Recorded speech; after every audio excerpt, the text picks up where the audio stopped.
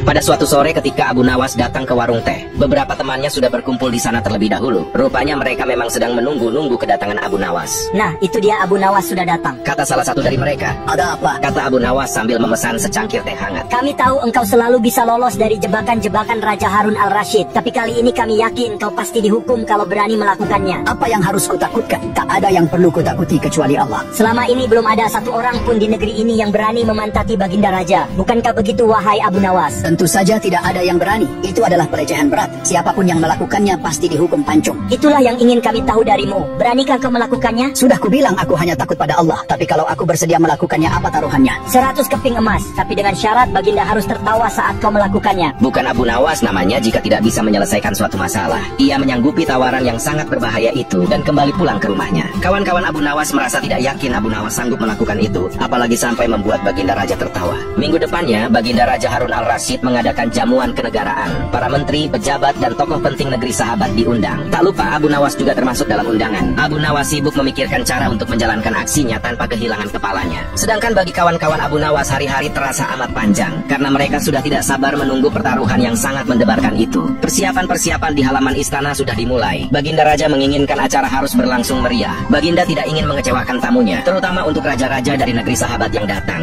Akhirnya hari yang dinanti tiba. Semua tamu sudah hadir, kecuali Abu Nawas. Teman-temannya yang memperhatikan dari jauh tampak kecewa. Tapi ternyata mereka salah. Abu Nawas datang, hanya saja terlambat, sehingga ia duduk paling belakang. Acara berlangsung khidmat. Beberapa tokoh penting menyampaikan pidato. Lalu giliran Baginda Harun al-Rasyid berbicara di depan para tamu menyampaikan pidatonya. Setelah menyampaikan pidato, Baginda melihat Abu Nawas duduk sendirian di tempat yang tidak ada karpetnya. Baginda heran dan bertanya, "Wahai Abu Nawas, kenapa engkau tidak duduk di atas karpet?" "Paduka yang mulia, hamba haturkan terima kasih atas perhatian Baginda. Hamba sudah merasa bahagia duduk di sini." "Wahai Abu Nawas, majulah dan duduklah di atas karpet, nanti pakaianmu kotor." "Ampun tuanku, sebenarnya hamba memang sudah duduk di atas karpet." Baginda bingung mendengar pengakuan Abu Nawas karena Baginda melihat sendiri Abu Nawas duduk tidak di atas karpet. "Karpet yang mana maksudmu, wahai Abu Nawas?" "Karpet hamba sendiri, tuanku yang mulia. Sekarang hamba selalu membawa karpet kemanapun pergi." "Tapi sejak tadi aku belum melihat karpet yang kau bawa." "Baiklah Baginda yang mulia, kalau memang ingin tahu, maka dengan senang hati hamba akan menunjukkan kepada Paduka yang mulia." Abu Nawas pun berjalan pelan ke depan. Sesampainya cukup dekat dengan Baginda, Abu Nawas berdiri kemudian menungging menunjukkan potongan karpet yang ditempelkan di bagian pantatnya. Abu Nawas kini seolah-olah memantati Baginda Raja Harun al-Rasyid. Melihat ada sepotong karpet menempel di pantat Abu Nawas, Baginda Raja tak bisa membendung tawa sehingga beliau tertawa terbahak-bahak diikuti oleh para tamu yang datang. Kawan-kawan Abu Nawas yang menyaksikan kejadian itu merasa kagum. Mereka harus rela melepas 100 keping uang emas untuk Abu Nawas.